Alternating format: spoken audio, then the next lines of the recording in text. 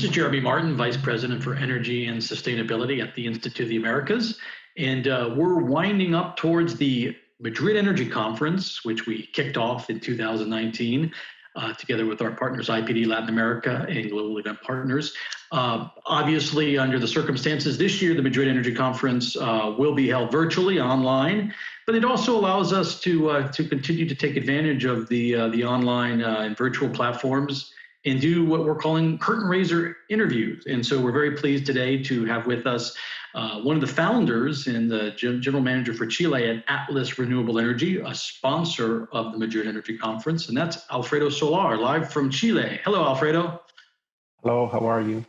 Great, thank you so much. And it's amazing how much we've accommodated now to the Zoom and the virtual meeting space. And you and I are connected and taping this wonderful interview. And we'll do the entire conference online, and folks will be able to dial in from all over the world, frankly. Let me give you a quick background so to set the table here for our conversation. Alfredo Solar will be joining us for one of the sessions on September 28th called Assessing Latin America's Energy Revolution. It's a great topic that, Assessing Latin America's Renewable Energy Revolution. Let me be clear about that. And Atlas Renewable Energy is indeed a firm that was created to pursue clean energy opportunities in the region in Latin America, supported principally by funding from UK-based private equity firm Actis Group, which is an international global clean energy investor. Before we started taping, Alfredo and I were talking about just how active Atlas has been, and they're up to about 2 gigawatts of early stage to fully operational projects from markets as diverse as Brazil, Uruguay, Mexico, and Chile. And in Chile, they count around 500 megawatts of solar projects.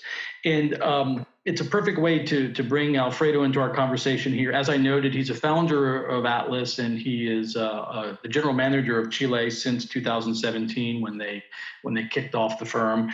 Before that, he has a long history working in this sector at Acciona, as well as Sun Edison.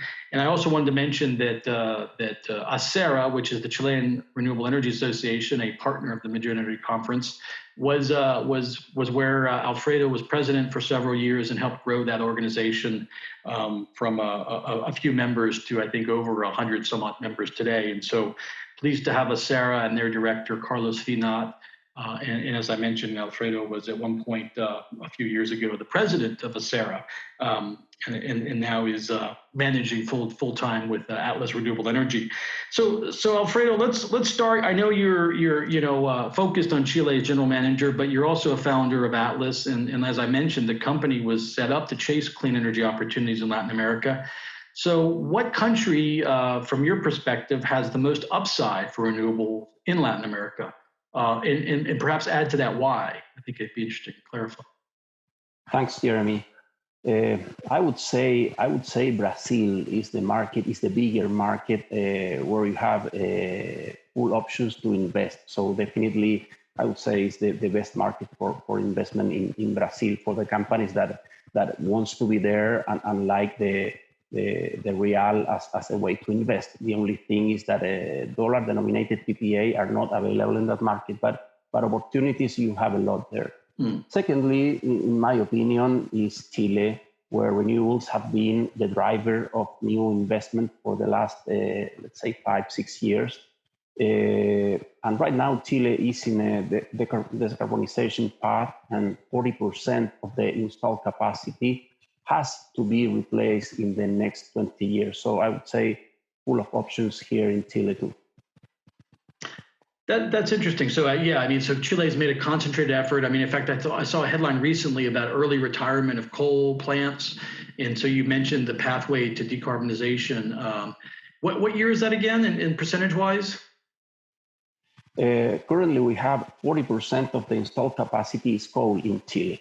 And we have the commitment of all the companies who has the coal plants to withdraw those from the system. From now, they have started. They have already started. So some of the plants are already out of the system. Others will be out in 2-3 years, and the last one will be in 20 years. Also, there is a law under discussion in the Congress to accelerate that decarbonization path here. So that, yeah, if it's 40% of the current mix, that's a huge replacement opportunity for renewables. Clearly, I'm sure Atlas will find some additional opportunities beyond your 500 megawatts today.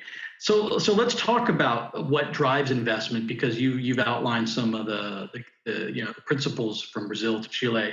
But what do you see in terms of legal and regulatory frameworks? And let me ask you this: are they improving in general terms across Latin America? Are the legal and regulatory contexts and what governments in countries are doing improving in order to accommodate renewables in the region?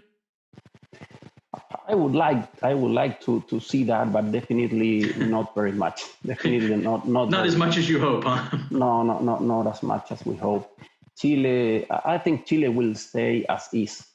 We have a framework that we're able to invest in renewables, and we're quite stable as a country, not supporting very much renewables. We're as a country agnostic in terms of technology.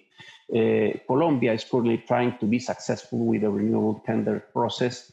Everybody has a lot of hope that Colombia will take off. But the regulatory framework is not good enough for the industry. I would say there are things that they should think very well to improve the system, like dollar-denominated PPAs, longer terms, fully oblige the demand to be fully contracted, not make this as an option, etc. So there are some things that we haven't made present to that country. Peru has a structural problem. They have subsidies in the local gas price, and they have a 5% renewable target that has already been achieved. So I won't expect Peru to grow, and the regulatory framework is not very good. They have read some bid processes only for renewables, but they are not planning new tenders there. So I would not put that country as an example. And Mexico has currently a government that is definitely not supporting renewables at all, and that market is becoming less attractive. Uruguay has had the most successful renewable story, but their needs are already covered. So I don't believe they will continue growing with renewables, with new tenders, with new opportunities. And then you have the rest. Argentina, I think, is mostly not an option, as Ecuador, Bolivia, Paraguay, and Venezuela. I think those countries are not an option to invest and to finance projects there. Given the current state of the policy regulatory environment, right? To be clear, that's the metric, the lens. Okay, you've said a couple things I want to come back to, and let me come back to it in terms of what you see as the biggest challenges or inhibitors for greater penetration or deployment of renewable energy in Latin America. And I heard two things specifically: dollar-denominated PPAs and sort of terms or tenor, the duration of contracts. So those things, maybe expound upon those, but what else do you see as greatest sort of challenges to overcome? Well, related to the tenor or the dollar-denominated PPAs, I'm trying to say what investors look or like very much. It's better to have a dollar-denominated PPA. It's better to have a longer tenor that makes renewable more competitive. So better to compete if you have those conditions. The other things that may be inhibitors is, for example, the transmission. Definitely is a challenge. If the transmission grid does not grow as expected, renewables may not be economically viable to serve demand. Curtailment appears, and the business model does not work. So countries have to think how to grow their grid in order to accommodate the renewable growth that they need to put there, especially Chile, that will replace 40% of the generation that currently is with coal. You have to replace with renewables. Renewables are not close to the cities. They are far away in the north, in the desert. They're far away in the south, where you find the wind. So you have to build that grid that can mobilize the new energy. And then another inhibitor, I would say, is the commercialization scheme. It's a challenge because clients wants to be served during the 24 hours. And renewable, especially solar, has to combine with other sources or backup in merchant. So in this regard, I would say storage is a key element for renewables to outcompete other conventional technologies in order to be able to deliver 24/7 energy for the clients.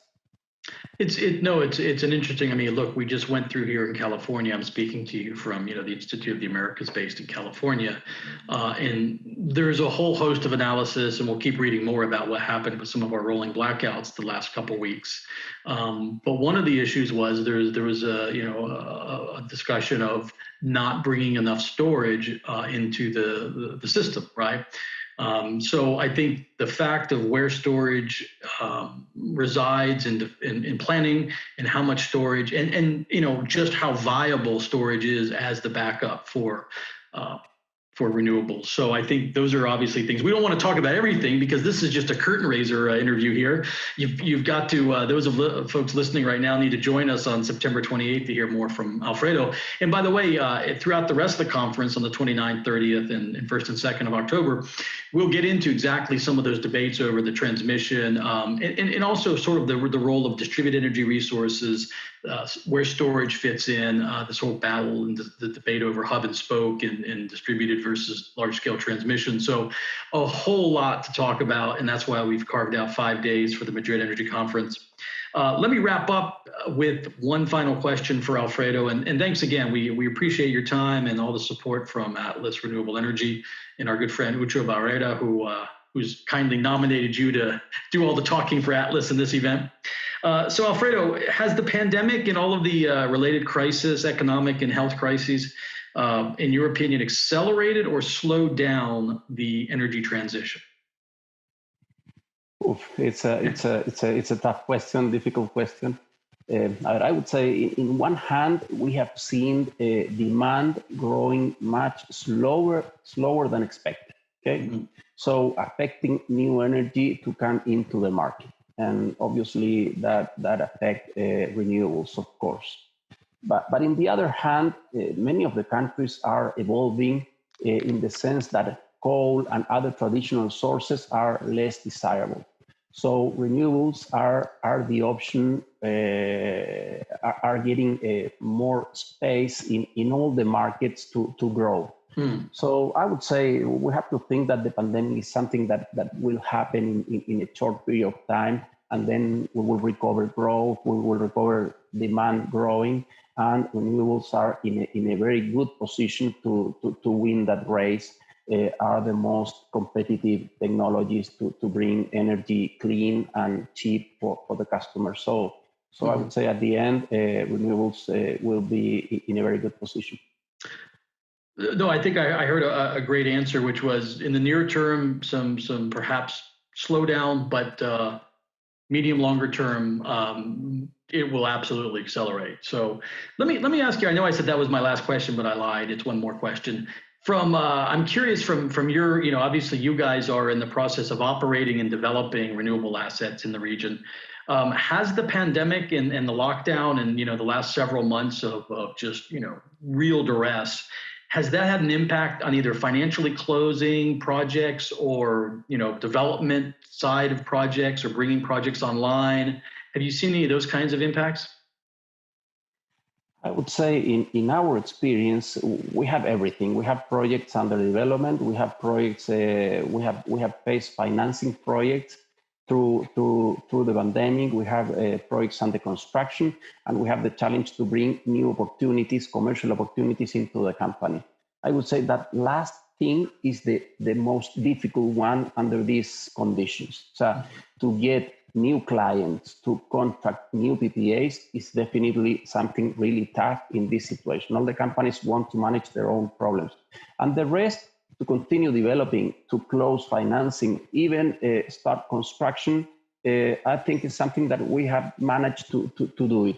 not as in regular or normal conditions, but even construction that you have to mobilize people to the site is something that we're managing to fix our schedule. Well, that's great. Okay. No, I appreciate that last the insight from a company that, like you said, has projects in every aspect of development, operations, financing, commercializing, and business development, everything you want to say. Well, again, Alfredo Solar, thank you for your time. Thank you to Atlas Renewable Energy, and please, everyone, www.iamericas.org. Go to that website and find the Madrid Energy Conference 2020, the virtual edition this year, September 28th through October 2nd. And we'll get into all of these details and themes in a lot greater discussion. Thank you again, Alfredo. It's been great talking to you. Thank you, Jeremy. Thank you for having me here.